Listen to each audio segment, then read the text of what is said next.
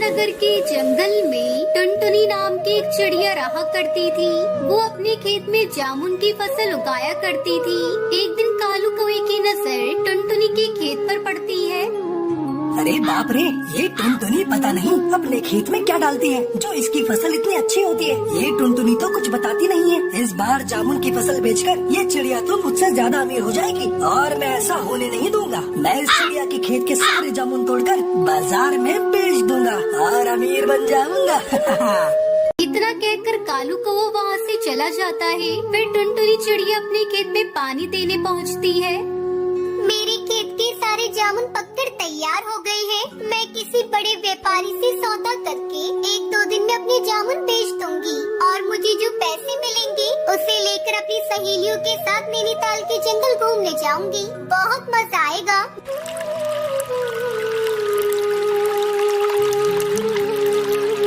मैंने पूरे खेत में पानी डाल दिया है। अब मैं घर चलती हूँ, कल फिर से आऊंगी। टुनटुनी चिड़िया खुशी खुशी अपने घर चली जाती है। उसी रात कालू कौवा टुनटुनी चिड़िया के सारे जामुन की फसल चुरा लेता है और अगली सुबह उसे बेचने के लिए दूसरे जंगल चला जाता है। जब टुनटुनी अपने खेत पर आती है तो देखती है कि उसके सारे जामुन गायब होते हैं। टुनटुनी रोने लग जाती है। हे भगवान, ये क्या हो गया? मेरे सारे जामुन कहाँ गए? किस कमबख्त ने मेरे जामुनों को चुरा लिया? अब मैं क्या बेचूंगी? मैं तो भूखी मर जाऊंगी। तभी टुनटुनी चिड़िया को कालू कौवे का पंख गिरा दिखाई देता है। अच्छा, तो ये काम कालू कौवे का है। मैं उस कालू कौवे को छोड़ूंगी नहीं। टुनटुनी चिड़िया उड़ती हुई कालू कौवे के पास जाती है और उससे कहती है, अरे ओ कालू, बाहर निकल। तूने मेरे जामुन चुराने की हिम्मत कैसे की? सीधे तरीके से मेरे जामुन वापस कर दे, नहीं तो उन जामुन के पैसे मुझे दे। कौन से जामुन? किस जामुन की बात कर रही है तू? मैंने सारे जामुन बेच दिए हैं। अब कुछ नहीं है मेरे पास और चली जा यहाँ से, नहीं तो मैं धक्के देकर तुझे बाहर फिकवा दूंगा। तूने मुझ गरीब के पेट पर लात मारी है। भगवान तुझे कभी माफ नहीं करेगा। टुनटुनी बहुत दुखी होती है और बहुत रोती है। उसे रोता हुआ देखकर बंटी कबूतर उसके पास आता है। बंटी कबूतर टुनटुनी चिड़िया के पिता का दोस्त होता है। क्या हुआ टुनटुनी, तुम क्यों रो रही हो? उस कालू कौवे ने मेरे सारे जामुन चुरा लिए। अब मैं क्या करूं? साहूकार का कर्ज भी चुकाना है, नहीं तो वो मेरे खेत पर कब्जा कर लेगा और मैं भूखी मर जाऊंगी। कुछ समझ में नहीं आ रहा है, मैं क्या करूं? टुनटुनी, तुम परेशान मत हो, मैं तुम्हारी समस्या का समाधान जरूर करूंगा। आखिर तुम मेरी जिगरी दोस्त की बेटी हो। तुम यहीं रुकना, मैं अभी आया। इतना कहकर बंटी कबूतर वहाँ से चला जाता है और थोड़ी देर बाद एक पानी का लोटा लेकर आता है। ये लो टुनटुनी, इसमें जादुई जल है और ये कुछ टमाटर के बीज हैं। तुम इसे अपने खेत में बिखेर देना और ये जादुई जल इसके ऊपर डाल देना। इससे तुम्हारे टमाटर को कोई नहीं छू पाएगा। लेकिन बंटी अंकल, टमाटर बाजार में बहुत दाम की चल रही है। इसी वजह से कोई पक्षी टमाटरों को खरीद भी नहीं रहा। अरे टुनटुनी, मैं इसी कारण से ही तुम्हारे लिए ये जादुई बीज लेकर आया हूँ। जब तुम्हारे खेत में टमाटर आ जाए तो इन्हें तुम सस्ते दाम पर बेचना और जंगल के गरीब पक्षी सस्ते टमाटर खरीदकर बहुत खुश हो जाएंगे। फिर तुम्हारी बिक्री भी अच्छी हो जाएगी। आपका बहुत बहुत शुक्रिया जो मुझे अनाथ चिड़िया की इतनी मदद की। टुनटुनी चिड़िया टमाटर के बीज को अपने खेत में बिखेर देती है और उस जल को थोड़ा थोड़ा छिड़क देती है। देखते ही देखते टमाटर के पेड़ पर ढेर सारे टमाटर लग जाते हैं। ये सब देखकर टुनटुनी चिड़िया बहुत खुश होती है और बंटी कबूतर के घर जाकर उससे कहती है, आपने मुझे मरने से बचा लिया। आपका बहुत बहुत धन्यवाद बंटी अंकल। अब टुनटुनी चिड़िया हर दिन टमाटर तोड़ती और बाजार में बेच देती।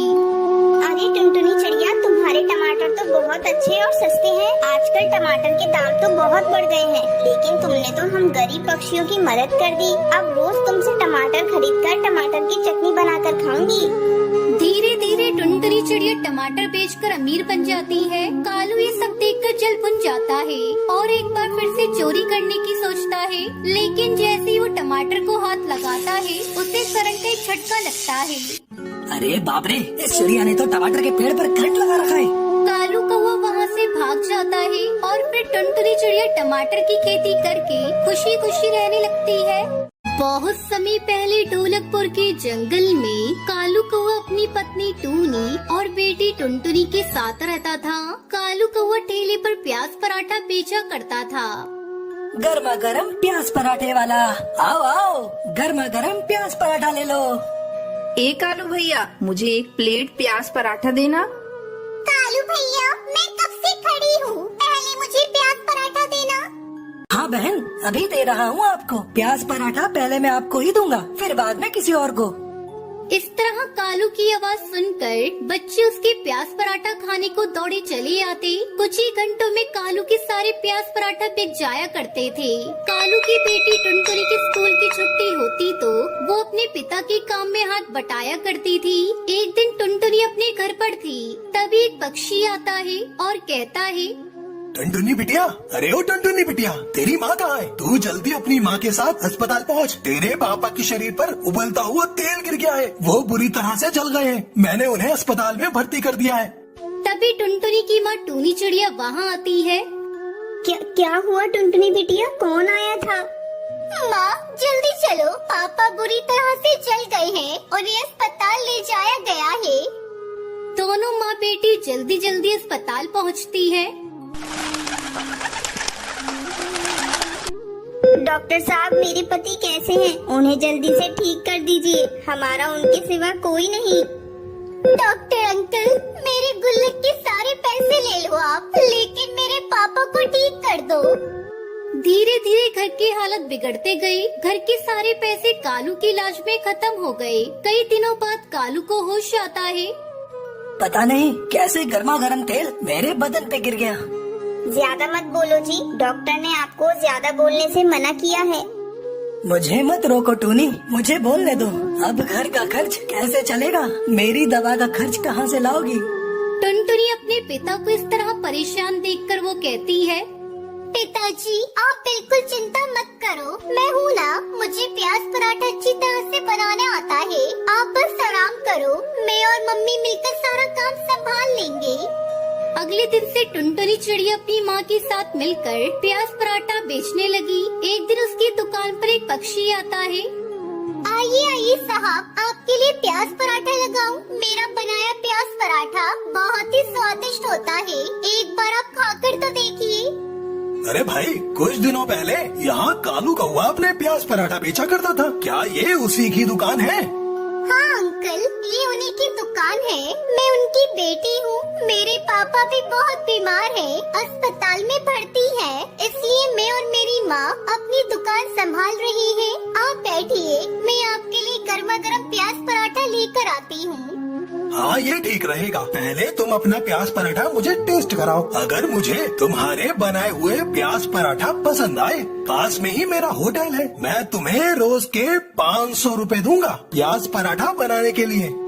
टुनटुनी सेठ को अपना बनाया प्याज पराठा खिलाती है।